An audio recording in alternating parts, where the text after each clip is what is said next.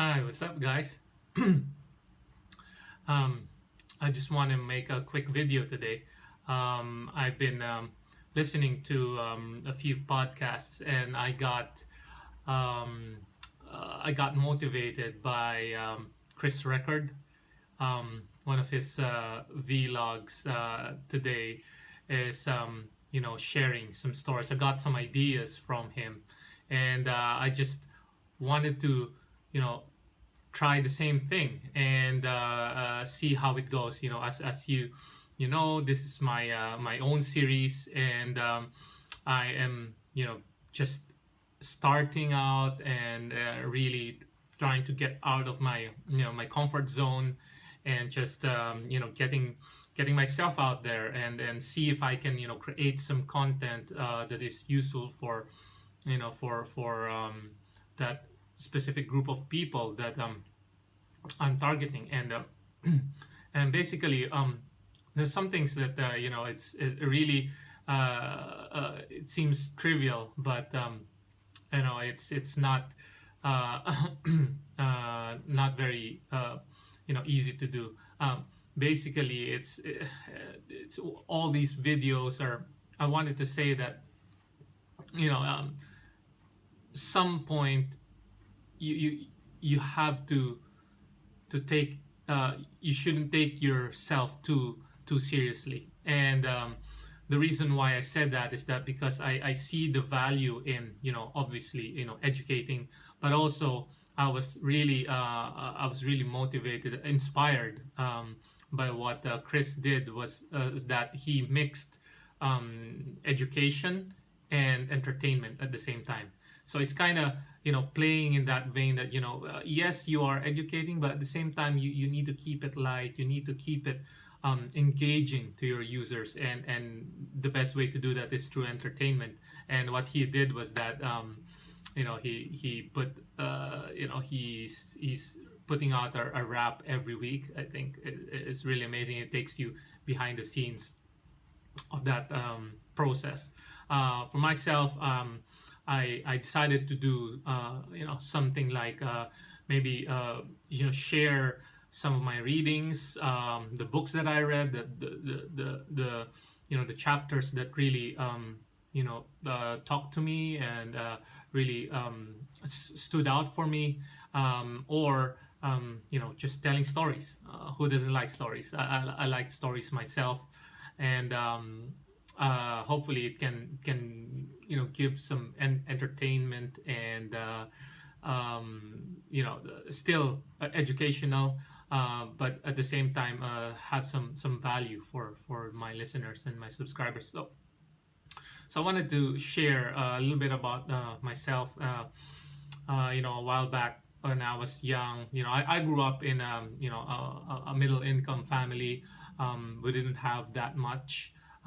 We lived in a modest house, which is a house of my grandfather built, and we lived there in Manila, in the Philippines, and that's where I grew up. And I remember when I was really young, probably around 4 or 6 years old. When I was young, I was really hyper, like really just running around the house and playing with my cousins, playing with my neighbors. We would like literally jump up and down the staircase, the sofa, the living room. We would play hide and seek everywhere. But I remember my grandma always reminds me never to go on the rooftop. Don't never climb. On that. So we didn't have the largest house or the tallest house in the block, but we had like a little bit of a elevated sort of a second floor, the house, and it's kind of high. To me at that point, I was really small, so it was high for me. And I remember her saying like never climb up there because it's really dangerous. I mean, physically that's, but of course as a kid you were wondering like why would she always remind us that we won't go there. But then I always see my uncles, my older brothers, just going up there, or some of my friends, or neighbors. I said I want to do the same thing. I just like, you know, kept on, kept on, on my head, and it's just like, a thing that you wanted to do when you're a child, when you're told not to do something. That's the thing that you wanted to do the most. But fast forward, when I was, already a teenager, I had to do, a lot, some repairs on, or clean up the roof and all that stuff, and kind of, it became a trivial thing for me, just going up there and just climbing up. The thing is that not about the climbing. To me, it's about the, the symbolism of that. I was told, just to be in my place, just to play in the realm, in the zone, or in the, in the area, or in a room, part of the house where I should be playing, or part of the street, but what's important is, to me, I realized that, it's more of a symbolic gesture of going up in the roof, and really reaching out, and going above, what is possible, and I kept that. It really, sort of had a different effect on me.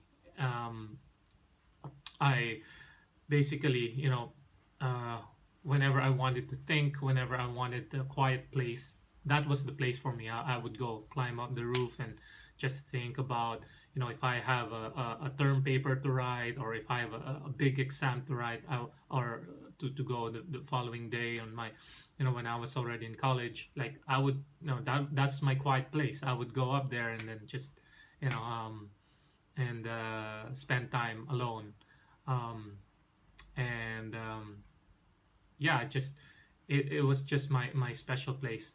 And there came a time that, every night I would go up there and look at the stars, and look at the moon. And it seems like it's much nearer, at that time, at that point.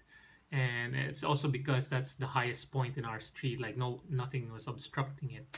I could see the whole village, on the horizon, and I could see on the main road from there. We were quite a ways off from the main road.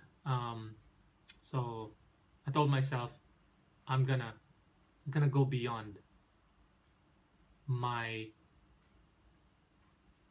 current area, wherever I am. I'm gonna, continuously challenge myself, and that became a motto in my life. What else can I reach? What else can I go to? Where else can I go to? And it just really stuck with me. And true enough, it had a profound effect. Not just physically, but mentally on me. And because of that, I continuously challenge myself to reach for more than what I am told to do, what I am allowed to do. Yeah, so that's what I wanted to share.